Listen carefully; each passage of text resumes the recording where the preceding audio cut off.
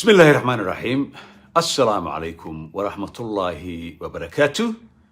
كلنتي وعنا وناكسن دمان أصحابتيدا قيمة يقايها له اكو حران شبكة solarportal.com solargroups.com iyo hadduu idin dhaafo mar walba waxaan ku jirnaa dhanka iyo YouTube oo aad ku qori kartid Solar Portal si aad u heshid akhbaaraadkii ugu dambeeyay ee adduunka hadduu aan la ganacsi siyaasad wax walba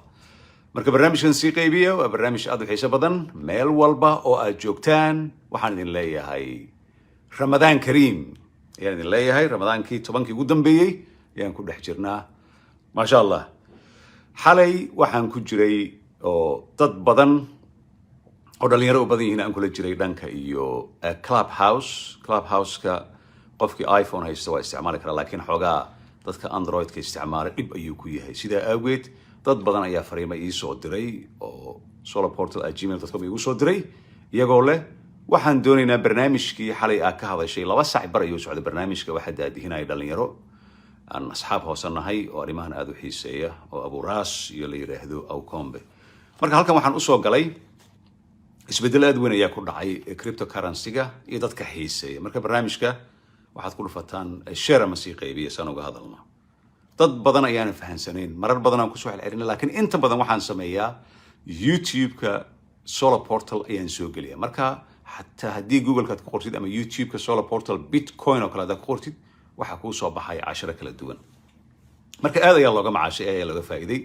shalay xataa waxaad aragtay inaan soo share garay ama soo qaybiyay shakhsi aan saaxiibnahay oo 3 wiil ka hor intuu xoogaa 200 ganiga sterling-ka ku tijaabahan u tijaabiyay Dogecoin-ka aan ka hadli doono isla markiiba faa'iidooyin aad u fara badan marka dadka confusion aad u fara badan ayaa ku dhacay marka waxaan rabaa waxaas oo dhan marar badan waan sheegaynaa cadeey horta cryptocurrency ma ahan forex ma ahan forex iyo cryptocurrency waxay kala tahay sida Ethiopia iyo Soomaaliya ay kala yihiin Soomaaliya Ethiopia ma Ethiopia Soomaaliya ma marka taas halkaas aan kaga tageynaa cryptocurrency qofna lacag u dhiban maysid and this is very important dadka markay maqlaan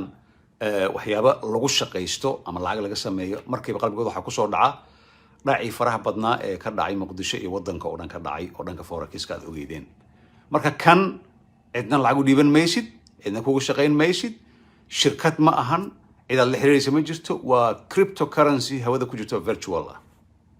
sida loo soo saaro ma idin sheegay laakiin waa almost impossible Soomaaliya in laga soo saaro ama laga soo qoto mining-ka waxa la yiraahdo waxaa jira ilaa 2500 cryptocurrency kala duwan ama digital currency qofba soo yaqaano kala duwan ayaa jira maalin walbana way sii kordhayaan laakiin inta badan aniga focus ama diirada ma saaro kuwa faraha badan waxaan eegaa kaliya kuwa la maalgashan karo dadkan aan u sheega marka ma anigu ma cryptocurrency aan u shaqeeya maya wax loo shaqeeya ma ahan shirkadna ma ahan marka hadalada qaarkood ha u arkina inaan maaragtay si arrogant ama kibir aan u hadlayo dad badan ayaa waxay ku leeyihiin cabdinaasir shirkadan ahaysid ma lacag ay ku siisaa cryptocurrency qof iskale ma jirto qof walba ka shaqeysan kara xafiis male meel laga waca male qof xayisiin loo sameeyo male xayisiin uma baahna marka waxaan leeyahay un Soomaalida intay siyaasad iyo isdaba orod iyo balaayi ay ku mashquul lehdeen bal ka faa'iideystaan arrimaha marka focus-ka inta badan waxaan saaraa ilaa iyo 6 ayaan saaraa horta Bitcoin-kii looma dhawaan karo hadda wuxuu marayaa intaan 10 bilaan ka hor 56 ayuu hadda madax ku sii hayo 56,000 oo dollarka Mareykanka xabadkii Bitcoin-a marka su'aasha la isweydiinay waxay tahay 2011 bishii Febraayo bilowgeedii wuxuu ahaa $1 ayuu ahaa $1 ayuu ahaa tusaale ahaan haddii xilligaas aad gadan lahayd 10 Bitcoin haddii aad gadan lahayd maanta xabadkiiba 55 oo ku bedelatid aad soo qaadatid hadii waa fahmi kartaa waad ka taajiri lahayd marka waxaan kaloo focus saaraya Ethereum-ka oo number 2 ah oo value-giisu aad u fara badan yahay waxaa jira Bitcoin Cash dadka intooda badan way isku qaldaan Bitcoin iyo Bitcoin Cash shaqo isku male waa kala duwan yihiin laakiin magaciisa isu dhow waxaan kaloo eegaynaa hadda 10kan aan ku eegayaa Dogecoin-kan oo kaalino Dogecoin marka wuxuu u qoran yahay DOG ama AE Doge coin ayuu u qoran yahay iyo BNB oo shirkadan caanka ee Chinese-ka ah Cayman Island degan ee la yiraahdo Binance-na koodana number 2 ayuu ka noqday hadda number 3 ayuu noqday 2 ayuu ahaa laakiin May ayuu soo degay iyo XRP Ripple-kan la yiraahdo marka waxa laga yaabaa dad badan oo arrimahan xiiseeya waxaan hadda ka hadlay they have no idea wax ay ka fahmeen ma jirto waxay isleeyihiin cabdinaasir waa hadlaya waxyaala technical ku hadlaya muxuu ku hadlaya waana run dadku way weydiiyaan marka laakiin intii aan casharka sii galin waxaan rabaa akhbaar muhiima inaan siiyo dadka cryptocurrency ka iibsaday waddanka Turkey exchange-ga yaala kule iyagu way fahmaan automatically haddii aad ku sugan tahay waddanka Turkey ama banaankeeda haddaad joogto xataa Soomaaliya oo kale oo exchange Turkey ah ama dad Turkey ah exchange ay leeyihiin ama cryptocurrency ay leedahay iibsatay waxaan ku dhihi lahaa 3 ilaa 4 maalmood ayaa haystaa inaad lacagtaad kala baxdid sababtoo ah waxa ka dhacay fraudkii ugu weynaa ee taariikhda ka dhaca dhankii kiyo la mid ah kii forex-ko kale dad badan in lacagtooda pyramid scheme loo sameeyo looga dhacay marka exchange-gaas oo kale dadka lacagtooda u dirsaday waxaan dhihi lahaa hadda ilaa hadda uu shaqeynaya inay kala baxaan sababtoo dawladda Turkiga waxay gelisay category-ga waxay gelisay terrorism ama supporting terrorism ayay gelisay marka sida awgeed haddii lacag kugu jirto exchange Turkiga kala baxayaan ku dhihi lahaa hadda haddii kale adigoo dadku saanbay weyn adoo saan weysa lagu arki doona marka intaadan saanooyin kala bax lacagtaada sababtoo ah pyramidka mar walba waxay inaad gelina marka dadku waxay inta badan isku qaldaan forex-ka waa lagu shaqaysta taban problemka ma jiro in lagu shaqaysto waxa looga shaqaystaa in 10 12 maximum hadday waalato aad gaari kartid 15% waa foreign exchange adduunka looga shaqaysta wayna jirtaa laakiin waalidii sanadadii hore la soo dhaafay Soomaaliya aan ku soo arkay oo ahayd 70% 100% 200% adduunyada meel ay ka jirto ma jirto hadday saas ahaan lahayd Wall Street dad ka shaqeeya investorska ah kuwa ka shaqeeya London Stock Exchange kuwa Hang Seng ka shaqeeya kuwa ka shaqeeya Hong Kong kuwa ka shaqeeya Japan muqdisho isu guur lahayn dayniila waxay ka dhisan lahayn xarun sababtoo ma jirto adduunka meel 100 to 100 investment unless adiga aad gelisid stock exchange aad gelisid lacag aad gelisid waxa laga yaabaa $100 aad gelisid in company-ga cirka ku dhego value-giisu uu kaco million xataa ay ku dhasho laakiin sanad walba consistent ah oo static ah wax la maqlamaan adduunka marka la consistent static waxay tahay $100 ayaan ku dhiibayaa bishaan waxa tahay nin ka shaqeeya forex ana kugu shaqeynaa aad tiri waa ku dhiibay bil walba $100 ma siin kartid bil hadaa isiisid $10 okay bisha ku xigta 12 13 ilaa 15 ma dhaafayso laakiin hadaan ku yiraahdo bil walba forex-ka lacag keenso 100 aan ku soo celinayo waa waali waxay la mid tahay xalayna waan sheegay adoo dambiil lacag inta ka buuxiyo dollar ah $1 milyan inta ka buuxisay aad digtay bartamaha magaalada Muqdisho suuqa bakaaraha ama Maka al-Mukarrama tiri inta ay taalo miyaalisa ma wala xadaya marka lacagtiin waa iska dhiibteen waan idin sheegay waa isugu soo aflagaadaysan waa ugu xumaysan waa ka xumay wax idin ku dhacay laakiin kan hadda maxaan uga hadlayaa anigu ma shaqeeyo cryptocurrency ma shaqeeyo loomana shaqeeyo oo wax maaragtay hawada ku jira marka hadda saakadan xalay markaan ka sheekay kadib saaka waxa soo dhacday kulli dadka maalgelinta yaqaana ama waxyaalahan yaqaana ay yaqaana shirkad waxaa jirta Dow Jones ku jirto oo S&P la yiraahdo Standard & Poor ay ka timid waa dadka credit siiya wadamada adduunka haday yiraahdaan Soomaaliya uma qalanto in xataa deen la siiyo 100 sano soo socdo laguma siinayo marka Standard & Poor la yiraahdaa waxay ku soo darayaan oo yiraahdeen Bitcoin in Ethereum ayaan Wall Street ku soo daraynaa oo meesha lacagaha lagu kala bedesho adduunka taasna day dhacdo balkan cirku sii kacaya marka intaas waa ka hadlay inta information ka ruu ahaa marka muxuu yahay Dogecoin-ka ay amahan ka hadalno Dogecoin-kan sidiisaba 2018 ayuu si kaftana ku bilowday markuu bilowday information idin aqrinaya markuu bilowday baalka cirku ku dhigay wuxuu ugu dhigaa capital fiican uu leeyahay capitalka maxaa laga wadaa lacagta ku jirta ee circulation-ka samaysa waxay kala tahay 127 bilyan oo dollar ah marka bilyanka intuu yahay kar karta 100 milyan 200 300 markuu kun gaaro ee bilyan ayaa ku jirta 113 ka mid ahna waa la soo qoday mining marka waxaan doonayaa mining-kan muxuu yahay dadka ay ka hadlaan dad Soomaali ah ila soo xiriirna waa lagu dhacay marka sidee loo dhacay dhicitaanka waxay tahay dadku waxay sameeyeen gurigooda ayay ka baxayaan way xirayaan guriga qof walay ku dhijinayaan furihiina kaga tagayaan saasa loo dhacay Soomaalida maalin walba waxa email soo dir Soomaaliya la dhacay marka mining-ka ay kaga sheekeynaya intaan gelin Dogecoin-ka mining-ka waa la soo qoda digital currency-gan ganacsi ma ahan meel yaala ma ahan waxa laga soo qodaa si digital ah computer waxa yaala aad u waaweyn oo process-kooda iyo korontada ay ku shaqeeyaan muqdisho balcadi afgooye loo isticmaali karo marka fahma marka wuxuu sameynayaa nambaro ayaa la raadinayaa iyadoo la isticmaalayo algorithm waa very advanced sida loo raadinayo nambaradii marka isu keentid blockchain meel yidhahdo la soo geliyaa nambarka markuu sax u noqdo waxaad helaysaa coin ayaad helaysaa noocuu doona ha ahaado hadduu ahaado bitcoinka haddaad heshidba saad u raadinaysid hal mar ayaad waxaad helaysaa 55,000 maruu 64,000 gaaray bahalkaana $1 ku bilowday iyo kasii yar weli marka dadka lagu dhacay waxa waaye waxaa kula soo xiriiraya dad qurbaha jooga oo fraud sameeya ama waxada waxay ku leeyihiin softwarekan soo download garee waxaad samaynaysaa mining software mining laguma sameeyo unless very sophisticated oo koronto badan u baahan oo computer ag yaalaan bahalkan hardware ayaa lagu sameeyaa software lagu sameeyaa tabcan laakiin qof intuu kuu soo diro adoo muqdisho jooga ama balcad jooga ama jowhar jooga tabcan ma samayn kartid dadkii waxa la leeyahay ma samaysay ma raadisay manipulation inta lagu sameeyay waxa la leeyahay 4 bitcoin ayaad heshay ama 5 bitcoin kadib waxa la 5 bitcoin may noqonaysaa markaa ka soo qaad konton ka noqo waxaan ka hadlay $250,000 $250,000 noqonaysaa markaas la leeyahay si lacagtii aad la soo baxdid $500 fee soo dir intaas ay doonayaan bas $500 diraysa adiga waxa leedahay 5 bitcoin ayaa ku soo dhacday kadibna lacagtii marka laga cuno waxa lagu leeyahay joogta Soomaali I'm sorry Soomaali hadaa joogtay Soomaali lagama soo saari karo lacagta raadi ayaa lagu leeyahay qof jooga Mareykan ama Europe ama meelaha si uu kugu soo saaro marka fraudkaasna in la iska ilaaliyo ma jirto qof kula soo xiriiray social media kala soo xiriiray ama email kuu soo diray emailka sidii Gmail iyo Hotmail iyo Outlook ay ka bilaabato boqolkiiba waxaan dhihi karaa 80 waa fraud mar walba iska lacagtiina hadiibina online-ka mar walba shirkadaha Binance oo kale iyo shirkadaha Coinbase iyo blockchain-ka waa shirkado jira waaye oo history leh marka haddii xataa shirkad ay kula soo xiriirto oo aad ka shakisid waxa la sameeyaa Google lagu qoraa shirkadda magaceeda hadday tahay shirkad Solar la yiraahdo Solar fraud hadda ku qortid qof adiga hore lagu dhacay ayaa online comment ka bixiyay ama reviews waa la eegaa marka intaan idinku daal intaan oo dhan Dogecoin waxa kor u kiciyay ninkan la yiraahdo Elon Musk oo iska leh Tesla iska leh dayax-gacmeedyada iska leh ee South Africaanka ah ee taajirkiisa nacaya ninkaas Twitterkiisa hadduu wax ku soo qoro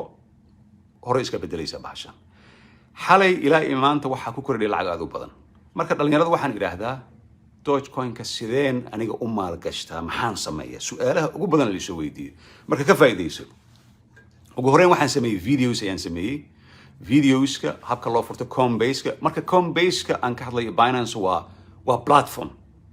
platformkaas oo leh account meel lagu furto isla markaana leh wallet meel lagu furto wallet-kana waa boorsada oo digital ah boorsada jeebka noogu jiro lacagta yar noogu jirto iyadoo digital ah ayaa la yiraahdaa appka waxa la soo download gareyn karaa iOS-ka iyadoo la isticmaalayo Apple iyadoo la isticmaalayo Android marka waan ka cudur daranay inta badan technology man oo ah area technology aan isticmaalo of Soomaaliya lagu dhihi karo marka taasna ka cudur daranay marka haddii aad gashid tusaale ahaan Solar Portal Bitcoin aad ku qortid YouTube-ka waxaad arkaysaa Coinbase-ka iyo sida loo furto Binance kuwaas oo platform u baahantay meesha ka bilaabaysaa marka waxay isu weydiin dhalinyarada anoo Soomaaliya wadankii jooga ama Kenya jooga ama maxaan samayn karaa wadamadaas lagama furi karo at the moment xilligan la jooga lagama furi karo marka solution ma leedahay solution waa leedahay xalina waan ka sheekay marka waan ku xilnaa waxay tahay haddii uu jiro qof kastoo Soomaali ah wuxuu qaraabo ama asxaab ku leeyahay North America ama Europe meel walba ku leeyahay ama Australia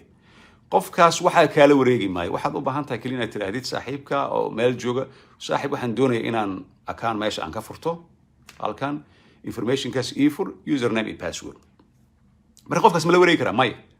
markuu username and password ku sameeyo meel meesha Soomaali ka joogtid Kenya meel kasta ay joogtid waa ka gali kartaa isticmaal kartaa laakiin waxaad u baahan tahay two factor authenticator wax la yiraahdo u baahan tahay oo ah kan telefoon ku soo dhaca ama Google authentication ku soo dhaca marba say tahay markuu ku sameeyo kaararka qaarkood ma isticmaalaan horta credit card ma isticmaalaan waxay isticmaalaan debit credit-ki waxay kula diin waa taqaanaan dhamaantiin credit-ka waa deynta lagu siiyo debit-kana waa waxa shaqeyso jeebka ugu jiro aniga absolutely ma isticmaalo credit waxaan isticmaalaa debit shilimaadka yar aan haystay iga dhamaadaan haddana wax kale aan raadinaya kadib dadka dibadda ku nool akaamo fara badan ayay haystaan saaxiibada waxaad leedahay akaankaaga debitka lacag ma igu shubi kartaan isticmaale sida aad furitaankan ka hadlaynaa hadduu haa ku yiraahdo waxba dhib ma jiraan lacagtii 500 ama 1000 waxaad haysid ama $10,000 u dirsanaysaa waa ku shubayaa adiga ayaa lacagtaada ku iibsanaya sida loo iibsadana solar portal bitcoin ku qor waad arkaysaa waxaad raadinaysaa Coinbase iyo Binance ayaa raadinaysaa waad gelaysaa waad iibsatay waxay kugu qaadanaysaa inaad ku iibsatid 5 minutes ay kugu qaadanaysaa markaad iibsid kadib isaga jiifo ninkii shalay ila soo xiriiray saaxiibkay aan London joogay 3 weeks ago ma tijaabiyay markaan London la joogay waa tijaabiyay waxaan filayaa $700 ayuu helay oo weli si fiican u dhageysta oo 200 kaliya uu geliyay oo Guinea sterling hadduu gelin lahaa 1,000 ama 10,000 triple ay soo noqon lahayd socon lahayd markaa saas samaysid su'aasha kale ay soo weydiiyaan waxay tahay ma inaan shaqeeyaa maya abkaaga waxa ka eegaysaa wax walba kuu socdo ha ka soo saarin ana inta badan waxaan iraahdaa waa ku dhaafa ani haddaan $50 aan helo ama $100 meel aan ka helo ama 500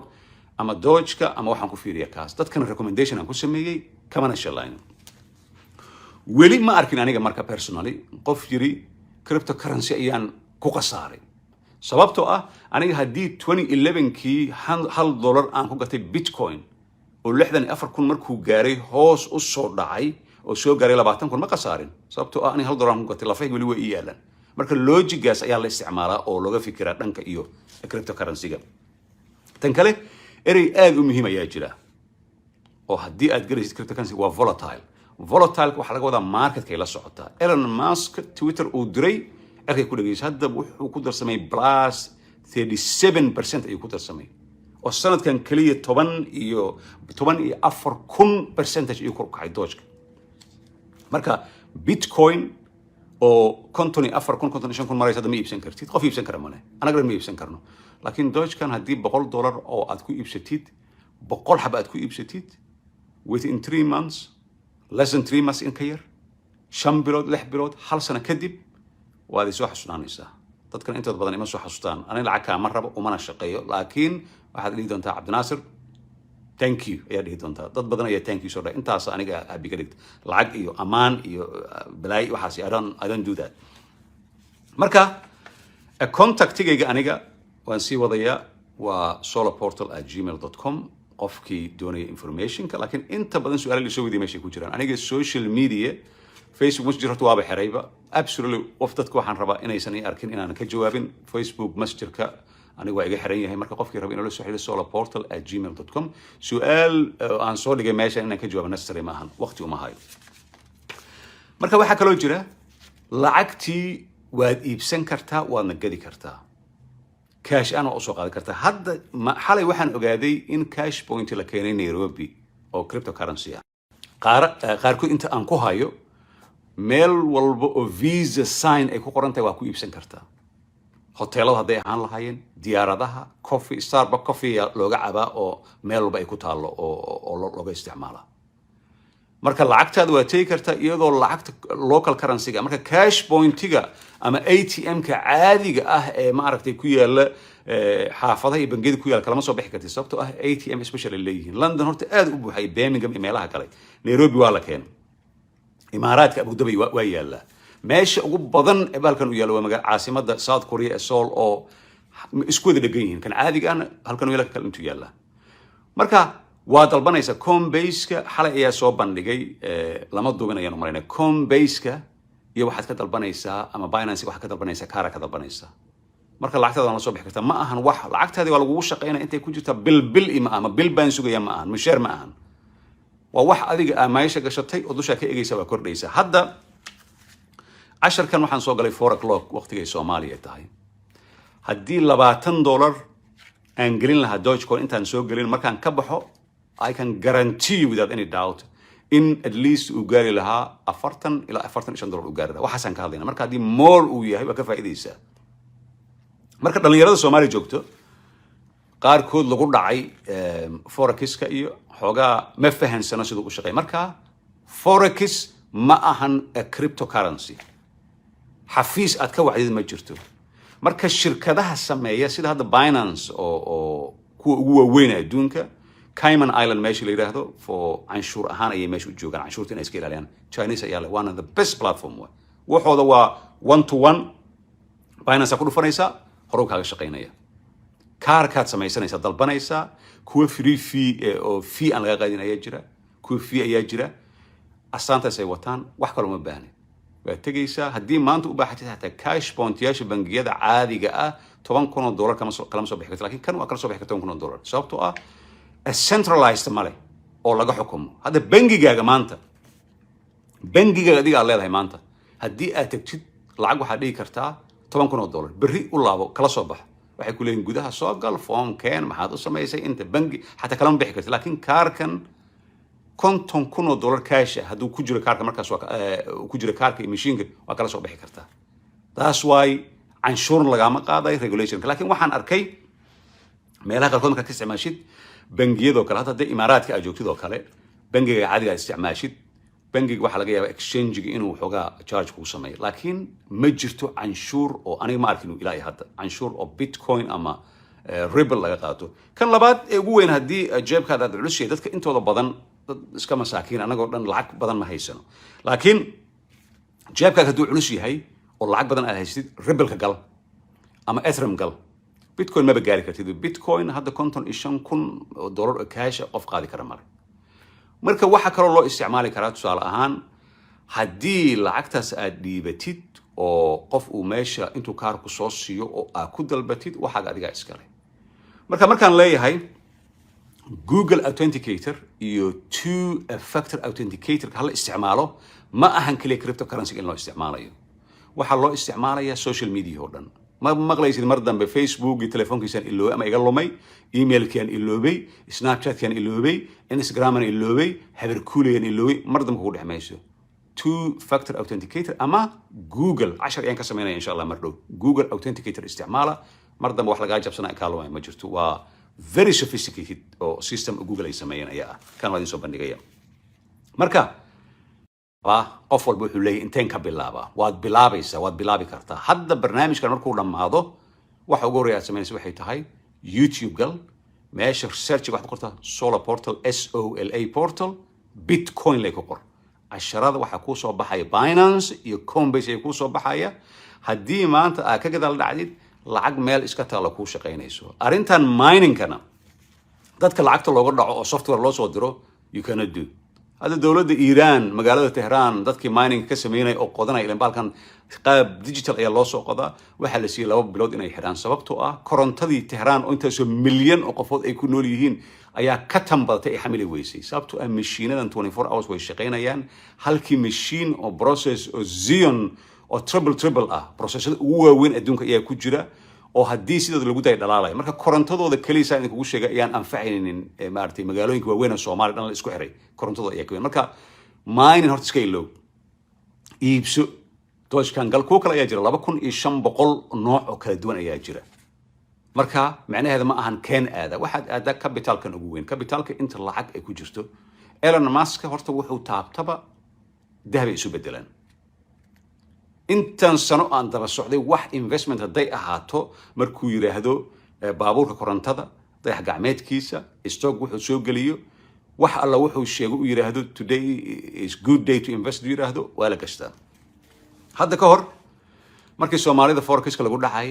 waxyaalaha aniga aan ka hadlay waxaan maqlay mar raba inaan magac sheego waqtigooda dadkaas waa dhamaaday nin dhalinyarada kamid dad badan lacagtooda cunay oo ilaa ay hadda aad u dhibaatay dad badan ayaa inta meel laga wareysay iyo wuxuu ka hadlayay sida investment loo sameeyo iyo sida stock u shaqeeyo iyo wuxuu ka shaqeynay coronavirus iyo ka sheekeeyay iyo algorithm iyo balaayo ka sheekeeyay runtii aad aan la yaabay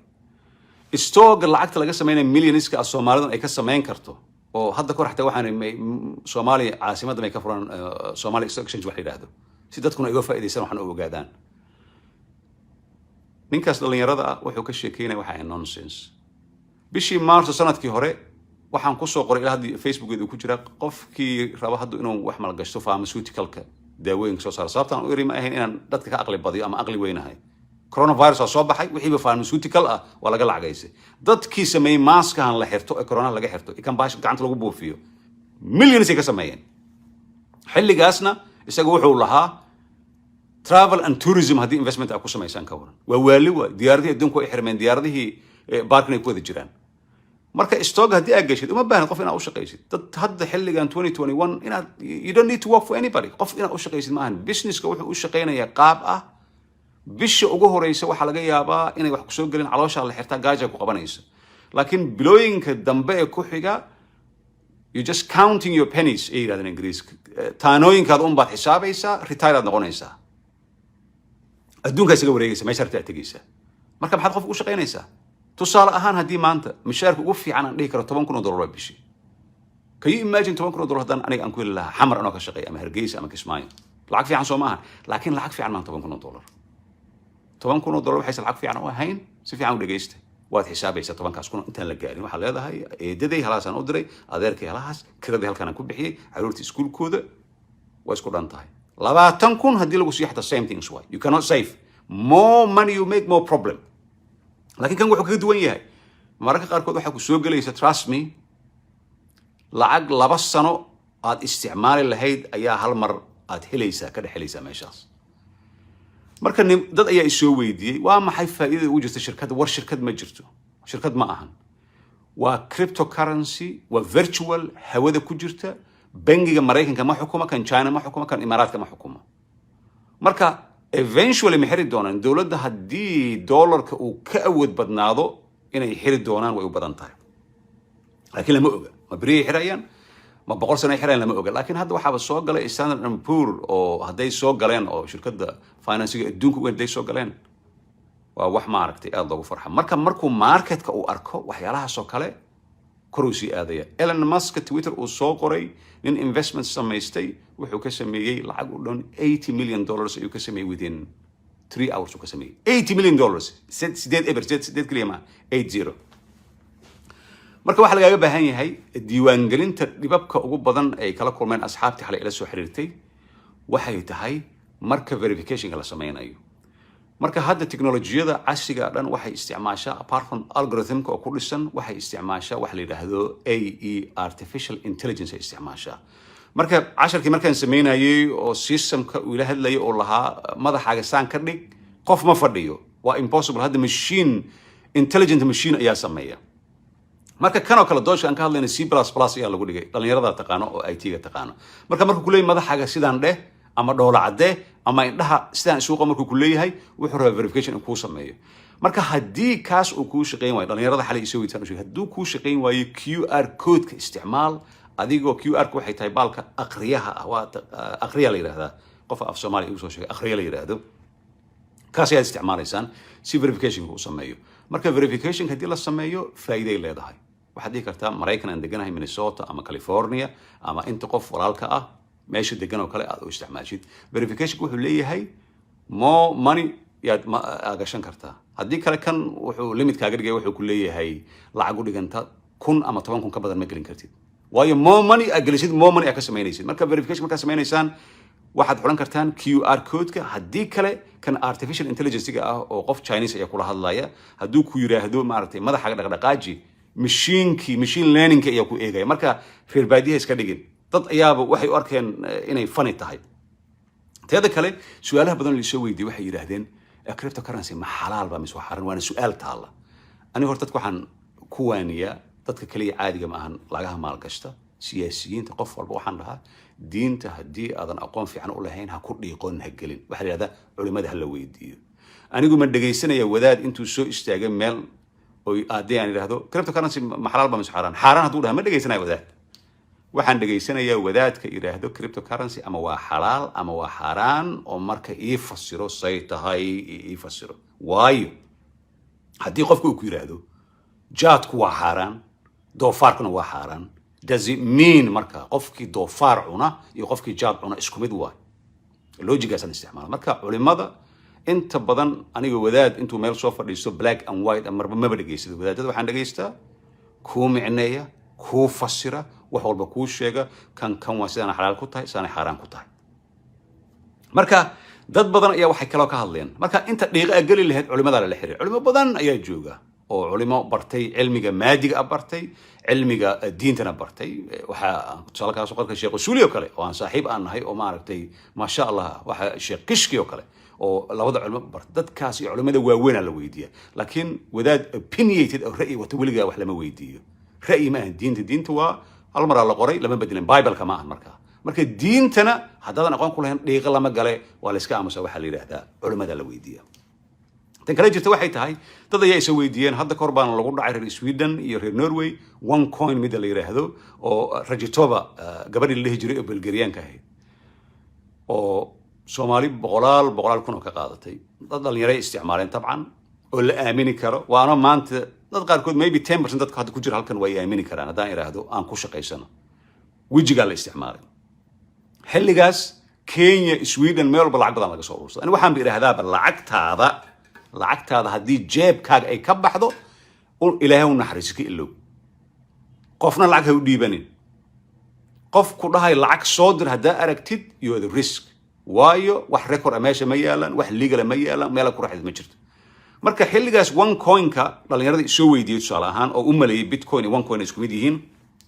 waxay ahayd dhalinyaradan wiilal gabdha ahaayeen oo articulated qurux badan oo si fiican u labistay waxay yiraahdeen ka faa'iideysta laakiin ka faa'iideyska ma ahayn waxba ma baraynin dan baa ugu jirtay meesha aniga markaan baaray oo aan soo arkay naagtan Rajitova oo billions ka dhacday xilligaas oo meel walba London meel walba lacag ka dhacday waxay ku soo qortay CV-geeda in jaamacadda Oxford University ay ka soo baxday mar horena waa sheegay economics ay ka baratay marka jaamacadda Oxford University waddanka Ingiriiska ku taal qofka economics ka soo barto waa nin ama naag ama dumar waxay ahaataba ugu laandheeraysan adduunka waa meesha number 1 ka economic hadii laga baranayo wax walba marka Ingiriiskana wuxuu ku fiican yahay Freedom of Information Act wax la yiraahdaa ka jira oo baarlamaan ka soo baxay aniga maanta iraahdo jaamacadda Cambridge ayaa waxaan ka haystaa a computer science dan iraahdo ma bis dhibaysaan hadaa shaqo isiinaysaan ama hadaa waddanka madaxweyne aan ka noqonay ilaahay gama dhigay ama ra'iisul wasaare ka noqonay waad dirsanaysaan waxaa leedihiin qof citizen aan ahay waxaan rabaa ninkan Cabdinaasir la yiraahdo in uu jaamacaddaas oo computer science Cambridge uu ka baxay ii soo sheega addresskayga iyo taariikhda dhalashada lagu sheegay laakiin magacayga waa public domain u yaala magacayga iyo surname-kayga ayaa lagu soo diray waxa lagu leeyahay Cabdinaasir waa ka qalin jabi waa nin landheera ah waa first degree oo ka qalin jabi wili xataa first class ah ama waxa lagu leeyahay ninkaas weligiis xataa Cambridge meel dhow ma soo tegin markii aan weydiiyay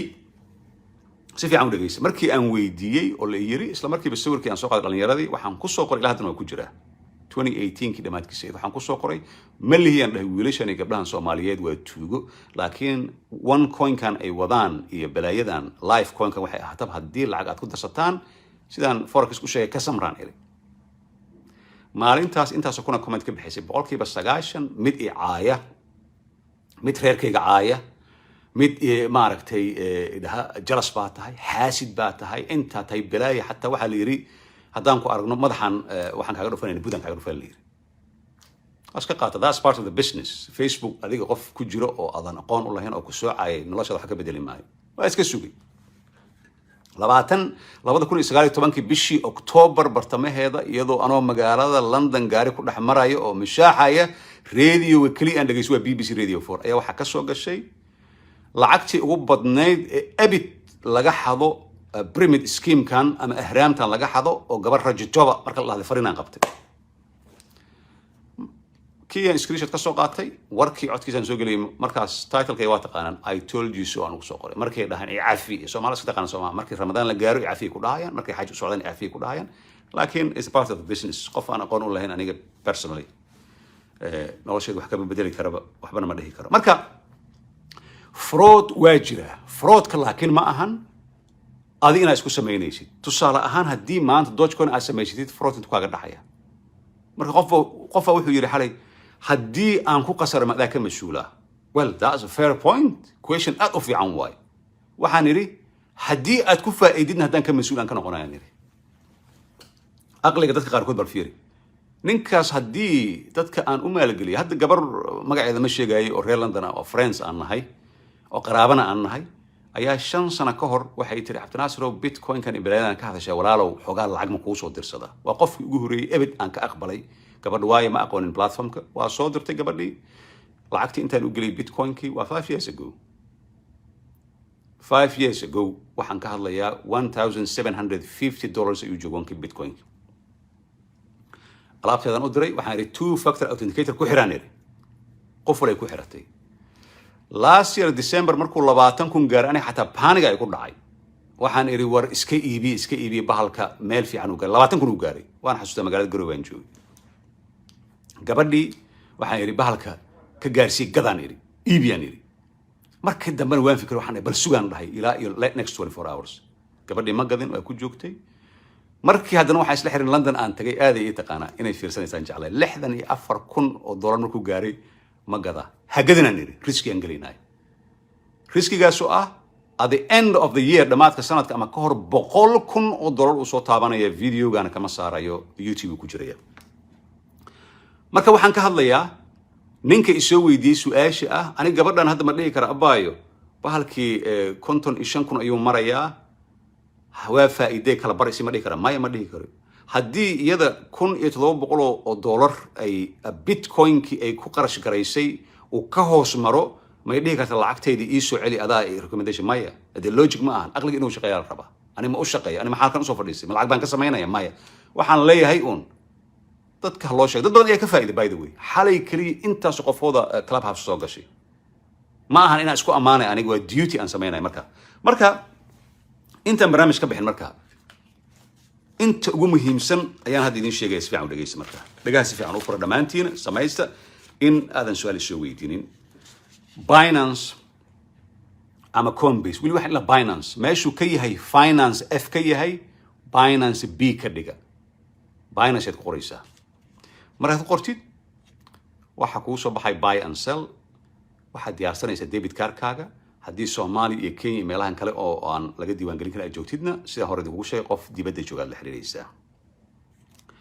baasaboorkaaga ID card-kaaga ama driving license ka diyaarinaysaa markaad diyaarsataan photocopy ha gelinina sababtoo ah artificial intelligence ku photocopy-ga si la rabo ma akhrinayo waad aragteen aniga ayaan dhaxas markii aan diiwaan gelinayay wuxuu take photo la yidhi take photo saan u riixay baasaboorkaygaan saan u qabsaday saanaan iri waa iskaan garay dhab waa soo qabtay marka ama driving license oo leh driving license-nada oo ama batantaha baabuurta lagu wado inta badan Ingiriiska iyo Mareykanka meelaha kale waxay leeyihiin addressna waa leeyihiin kadib addresskaaga waayo addresska waxay rabaan inay verification ku sameeyaan si aad u ahaatid qof jira email isticmaal iyo two factor authentication telefoonka isticmaal sababtan u leeyahay waxay tahay waa ka tagi kartaa wadankii telefoonka waa ka dhumi karaa marka cryptocurrency-na haddii baasweeradaadii iyo bilaayadaada ay lowdid cid kuu soo celinaysa ama cid la xiriiraysid ama ma jirto ogaada this is very important marka haddii aad samaysatid account-ka iyo wallet-ka isku xir that's it lacagtaada gada sida loo gatana waxay qaadataa less than 3 minutes ay qaadataa casharkan ku jira solar portal bitcoin ku qor waxaad arkaysaa Binance iyo Coinbase ayaad arkaysaa haddaad samaysid hada wasalaam ku dhamaatay debit card isticmaal verification-ka waa artificial-ka ama QR-ka isticmaal ama magacaada dhaqaaji ama indhaha isku qabo ama dhoola cadde wixii lagu weydiiyaba that's it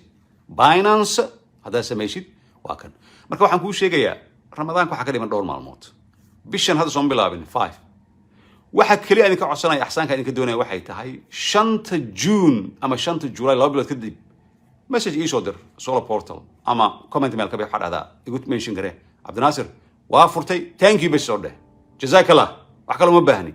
ii soo ducay kaliya inuu